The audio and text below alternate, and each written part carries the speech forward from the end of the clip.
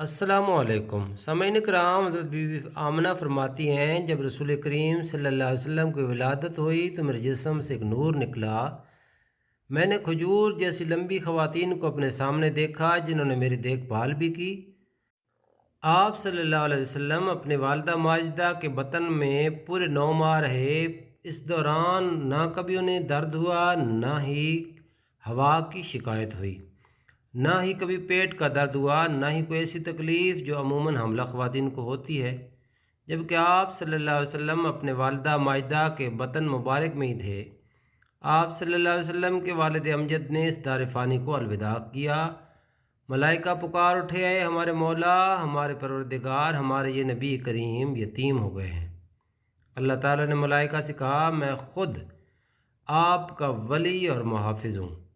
हज़ूर अकरम सल्लल्लाहु अलैहि वसल्लम की वालिदा बयान करती हैं कि विलादतुन नबी के वक्त हज़रत अब्दुल मुत्तलिब काबा मुअज़्ज़मा का तवाफ़ करने के लिए गए हुए थे। मैंने बहुत बड़ी आवाज़ को सुना, उसने मुझे खौफज़दा कर दिया। सोमवार का दिन था। मैंने देखा कि गोया सफ़ेद परिंदे के परों ने मेरे दिल को छुआ है। मेरा हर किस्म का खौफ और डर जाता रहा। मेरा वो दर्द भी ख़त्म हो गया जो मैं महसूस कर रही थी। मुझे एक सफ़ेद रंग का शरबत पेश किया गया। मैं समझी कि शायद दूध है। मुझे प्यास लगी थी, मैंने पी लिया। मुझसे एक अजीम शान नूर निकला। फिर मैंने खजूर की तरह लंबी औरतों को देखा, गोया कि वो अब्द मनाफ के कबीला की ख़वातीन हों। उन्होंने मेरी देखभाल की। मुझे उन पर बड़ा तअज्जुब हुआ।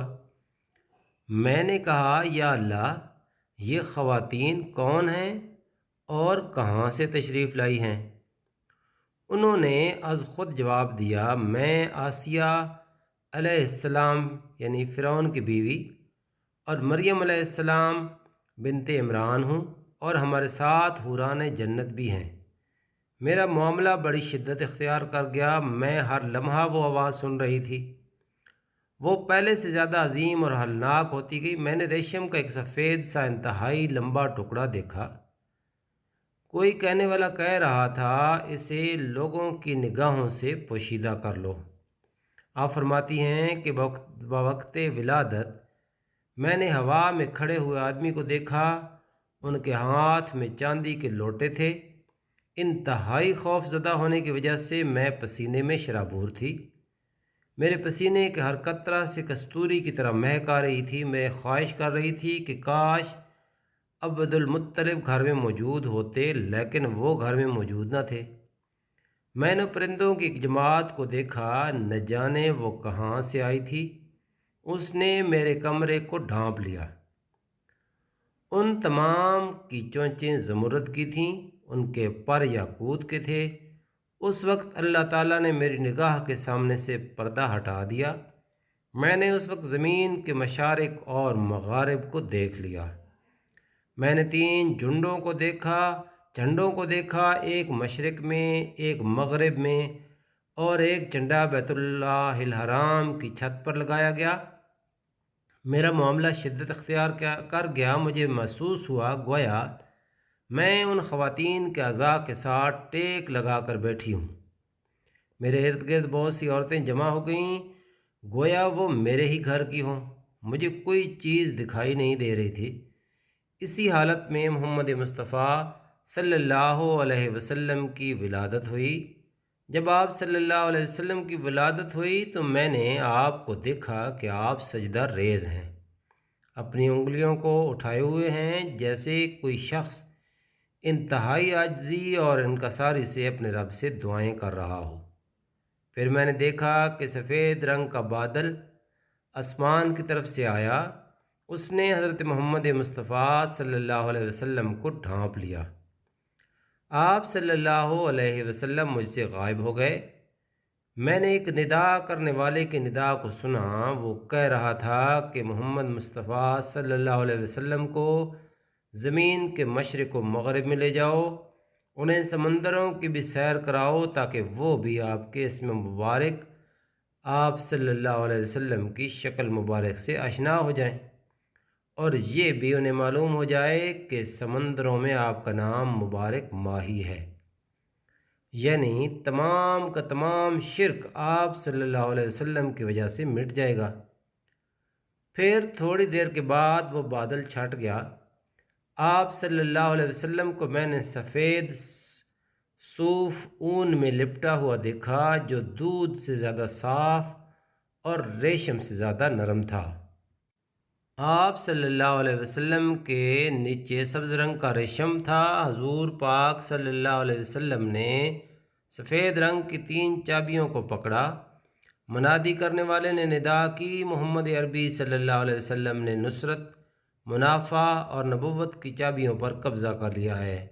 میں نے صدا لگانے والوں کو سنا، وہ کہہ رہا تھا کہ محمد صلی اللہ علیہ وسلم کو مشرق و مغرب میں گھماؤ، انہیں انبیاء کرام علیہم السلام کی جائے پیدائش میں لے جاؤ، تمام روحانی مخلوق، جن و انس، پرندوں اور درندوں سے ان کا تعارف کراؤ۔ پھر تھوڑی دیر کے بعد بادل چھٹ گئے تو آقا کریم صلی اللہ علیہ وآلہ وسلم نے سبز رنگ کی ریشم کو ہاتھ میں تھاما ہوا تھا جس سے پانی کے قطرات بہہ رہے تھے۔ کوئی صدا لگانے والا صدا لگا رہا تھا، واہ واہ، حضرت محمد صلی اللہ علیہ وسلم نے ساری دنیا پر قبضہ کر لیا ہے۔ حضرت آمنہ فرماتی ہیں کہ اس کے بعد میں نے 3 افراد دیکھے جن کے چہرے آفتاب کی طرح چمک رہے تھے۔ ان میں سے ایک کے ہاتھ میں چاندی کا لوٹا تھا، ان کے لوٹے میں سے کستوری کی خوشبو آ رہی تھی۔ دوسرے کے ہاتھ میں ایک تشت تھا جو زمرد کا بنا ہوا تھا اور اس کا رنگ سبز تھا۔ اس کے 4 کونے تھے اور ہر کونے میں ایک سفید موتی تھا۔ کوئی ندا کرنے والا کہہ رہا تھا، یہ دنیا کا مشرق و مغرب ہے، یہ سمندر اور خشکی ہے، اے اللہ کے حبیب، جس کونے پر آپ خواہش فرمائیں اسی کونے پر قبضہ فرما لیں۔ حضرت آمنہ فرماتی ہیں کہ میں قریب ہوئی تاکہ دیکھوں کہ آپ کس کونے پر قبضہ جماتے ہیں۔ آپ صلی اللہ علیہ وسلم نے اس تشت کے وسط میں قبضہ جمایا۔ میں نے صدا کرنے والے کو سنا کہ رب کعبہ کی قسم، محمد مصطفیٰ صلی اللہ علیہ وسلم نے کعبہ پر قبضہ کر لیا ہے۔ بے شک اللہ تعالیٰ کعبہ کو آپ کا قبلہ اور رہائش گاہ بنائے گا۔